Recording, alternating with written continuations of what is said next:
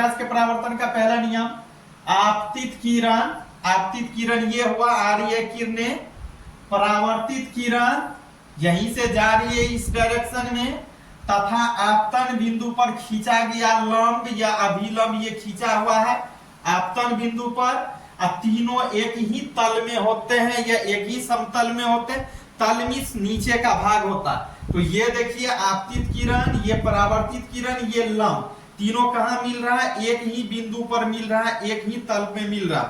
तो इससे सेटिस्फाई होता है, यह निष्कर्ष निकलता है कि आपतित किरण, परावर्तित किरण और अभिलंब तीनों कहां होते हैं? एक ही तल में होते हैं। यह प्रकाश का परावर्तन का पहला लॉ है, पहला नियम। दूसरा, आपतन कोण, आपतन कोण को कोण आई से डिनोट करते हैं, बताए हैं।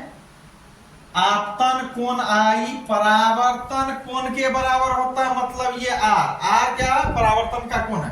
तो कहता है आपतन कोण किस कोण के बराबर होता है? परावर्तन कोण के बराबर होता है।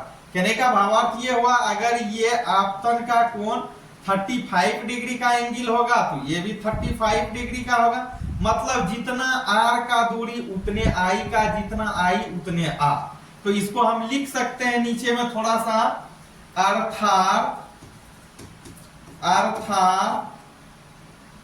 कोण आई इज इक्वल टू कोण आर।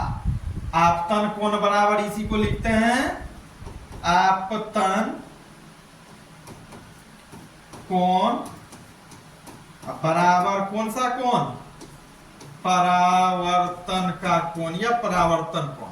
यही दो नियम है प्रकाश के परावर्तन का, याद रखना। पहला फिर से, आपतित किरण, परावर्तित किरण तथा आपतन बिंदु पर डाले गए अभिलंब तीनों एक ही तल में होते हैं। दूसरा, आपतन कोण जो होता है वह परावर्तन कोण के बराबर होता है, ये आपको याद रखनी है। ये हिंदी मीडियम वाले बच्चों के लिए है, इंग्लिश मीडियम वाले बच्चों के लिए बता चुके हैं पहले, उसका क्लास हो चुका है, और जो हिंदी मीडियम वाले बच्चा है उसके लिए है। आगे इस